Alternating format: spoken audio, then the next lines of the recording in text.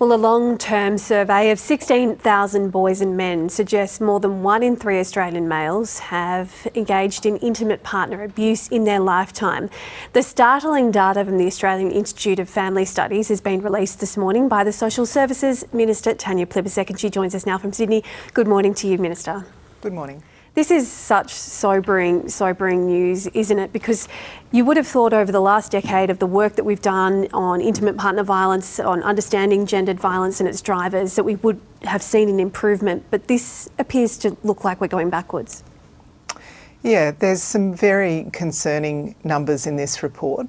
So it looks like it looks at a large cohort of men over a long period of time, and what the research shows is that over about a decade between the first report and the second report, the number of men who have ever used violence has increased from 1 in 4 to 1 in 3. That equates to about 120,000 extra men every year in Australia using violence for the first time in intimate relationships, and obviously that's a trend that's going in the wrong direction.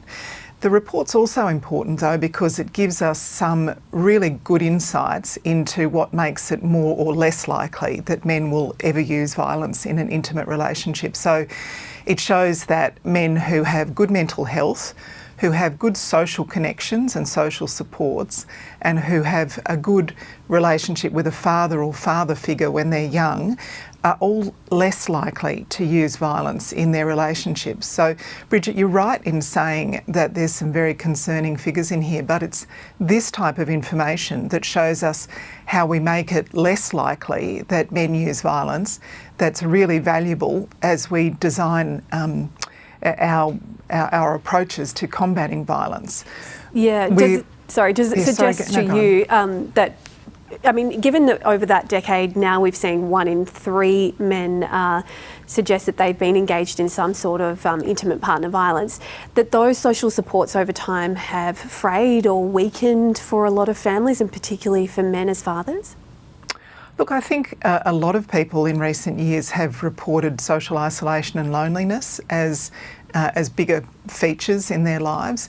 It shows why it's important that we invest in mental health supports, and we're doing that as a government, an extra $1 billion with Medicare walk-in mental health clinics, expanding the number of Headspace clinics, reinstating telehealth psychiatry consultations. All of those supports make a difference.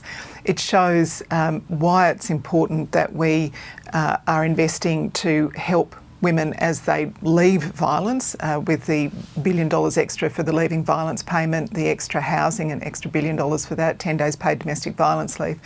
But it shows that the investments that we're making in behaviour change programs, in perpetrator programs to work with men who have used violence, to stop them using violence, and to work with young men before they ever use violence with respectful relationship programs and so on, why that investment is so important.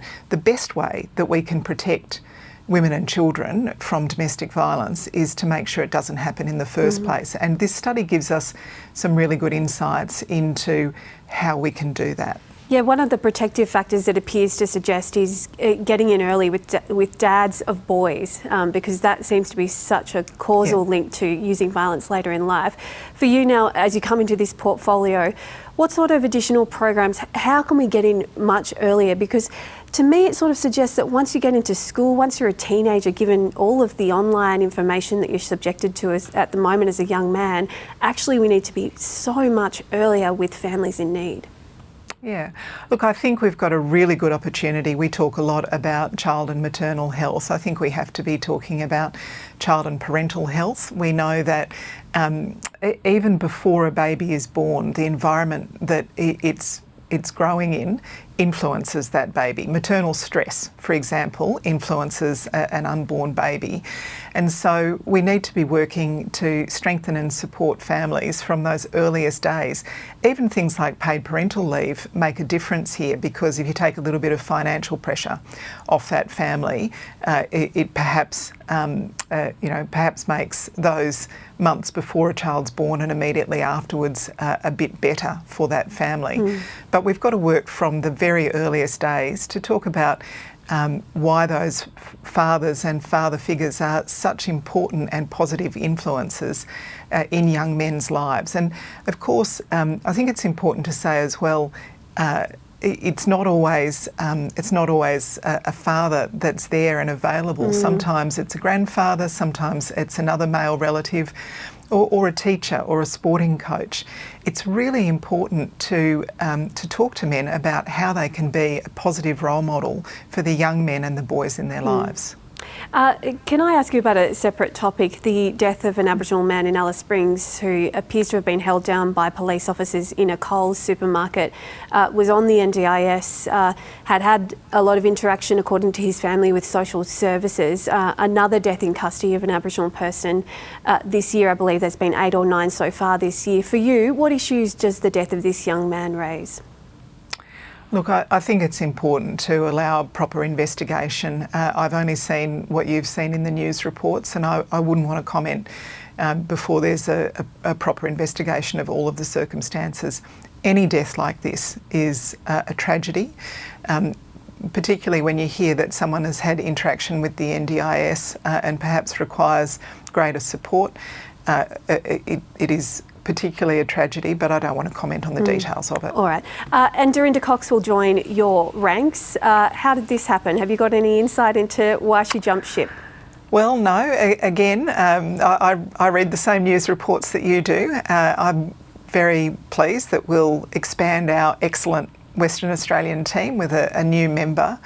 I first met Dorinda Cox actually working on issues of violence against women about 15 years ago, and she impressed me then. We've got a very impressive group in Western Australia, and I'm sure she'll make an excellent contribution. All right, Tanya Plibersek, thanks for your time this morning. Thank you. And if this interview has raised any issues for you, you can get help by calling the National Sexual Assault, Domestic and Family Violence Counselling Service on 1800 RESPECT, which is 1800 737 732.